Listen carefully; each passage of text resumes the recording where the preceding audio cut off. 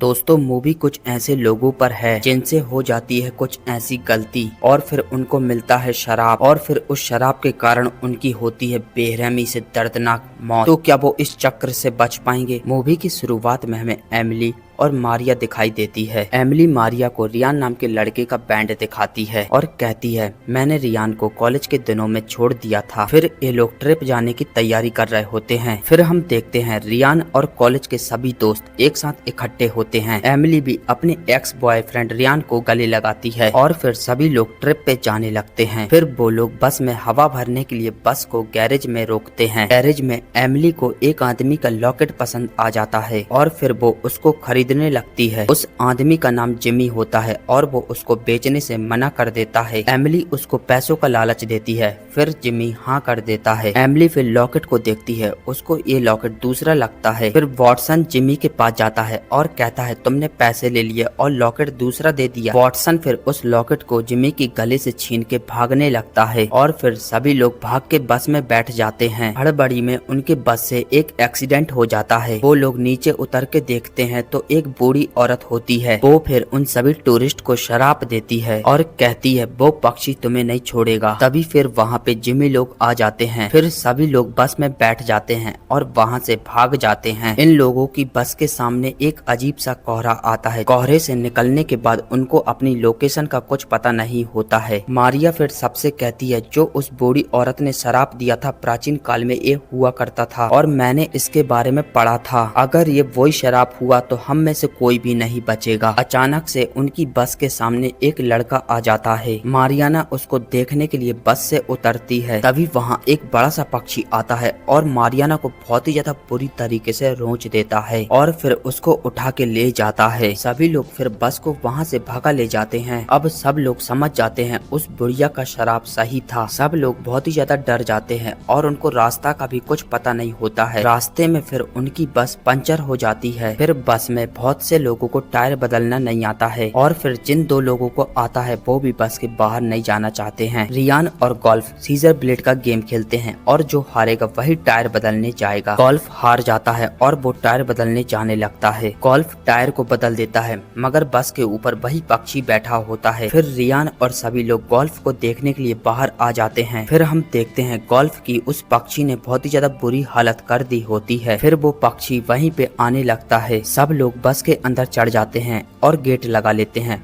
पक्षी गोल्फ को उठा के ले जाता है। फिर वो लोग बस को वहाँ से भगा ले जाते हैं। रास्ते में उनको एक घर दिखाई देता है। सभी लोग उस घर के अंदर चले जाते हैं। दरअसल वो घर जिमी का होता है। सब जिमी को देख के शॉक हो जाते हैं और इनने जिस बुढ़िया को मारा होता है वो जिमी की माँ होती है। जिमी फिर उनसे अपना लॉकेट मांगने लगता है। एमिली जिमी से कहती है हम तुम्हारा लॉकेट दे देंगे मगर तुम हम सबको छोड़ दोगे। जिमी एमिली को हाँ कर देता है। एमिली जिमी की साथी मोनिका के साथ लॉकेट लेने बस में आ जाती है। दूसरी तरफ हम देखते हैं जिमी ने धोखा दे दिया होता है और उसने सभी टूरिस्ट को बांध दिया होता है। एमिली मौका देख के मोनिका की गन छुड़ा लेती है और उसको गन से मार के बेहोश कर देती है और जहाँ पे टूरिस्ट बंधे होते हैं वहाँ पे पक्षी आ जाता है। समय रहते वहाँ पे एमिली आ जाती है और सभी को छुड़ाने लगती है। फिर उन लोगों के पास वही पक्षी आने लगता है मगर वो एमिली के गले में जिमी का लॉकेट देखता है और लौट जाता है। फिर वो लोग लॉकेट के बारे में समझ जाते हैं। वहीं पे किमी नाम की लड़की के ऊपर जिमी गोली मार देता है। सब लोग फिर वहाँ से भागने लगते हैं। एमिली का पैर फिसल जाता है और वो गिर जाती है। मोनिका एमिली के ऊपर गन रख लेती है। एमिली मोनिका को लॉकेट देने के बहाने उसको गिरा देती है। फिर रायन भी वहाँ पे पहुँच जाता है। फिर पक्षी वहाँ पे आ जाता है और मोनिका को उठा के ले जाता है। सब लोग बस में बैठ के जाने लगते हैं। रियान बस के बाहर फोन बूथ देख लेता है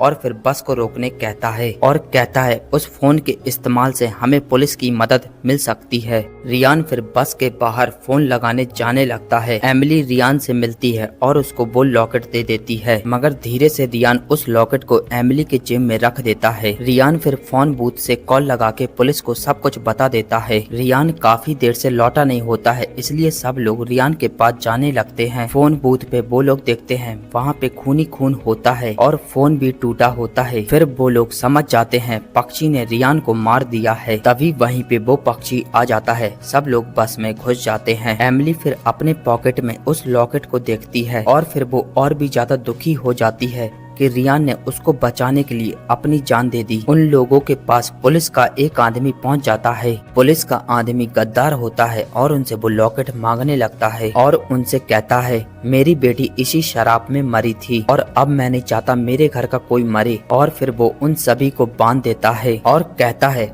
अगर मैं तुम लोगों को पक्षी के हवाले कर दूंगा तो मेरा शराब कट जाएगा। एमिली अपने हाथ खो लेती है और उस पुलिस वाले से लड़के उसको नीचे गिरा देती है। एमिली फिर पुलिस वाले की गाड़ी से वॉकी टॉकी से मदद मांगने लगती है। तभी गाड़ी के पास वही पक्षी आ जाता है। एमिली उसको देख के छुपने लगती है। पक्षी एमिली को देख लेता है और गाड़ी का कांच तोड़ देता है। तभी वहीं पे एमिली के साथी आ जाते हैं और उस पक्षी के ऊपर आग मार के उसको भगा देते हैं। यहाँ पे लॉकेट केल्विन के पास होता है।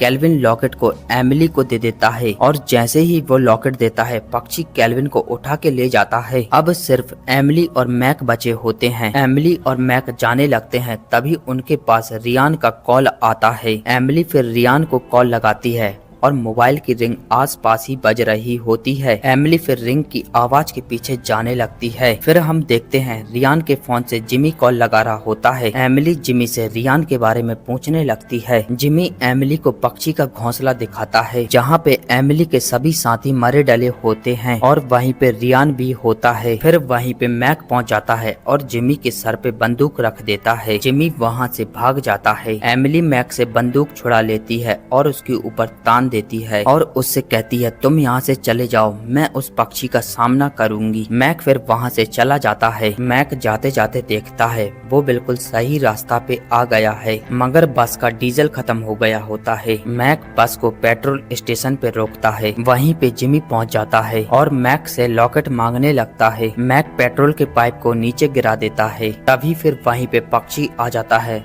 मैक बस में घुस जाता है। पक्षी बस का कांच तोड़ के अंदर आ जाता है। मैक फिर लाइटर से बहुत बड़ा ब्लास्ट करता है और वहीं पे जिमी और पक्षी की मौत हो जाती है और मूवी इसी के साथ समाप्त होती है।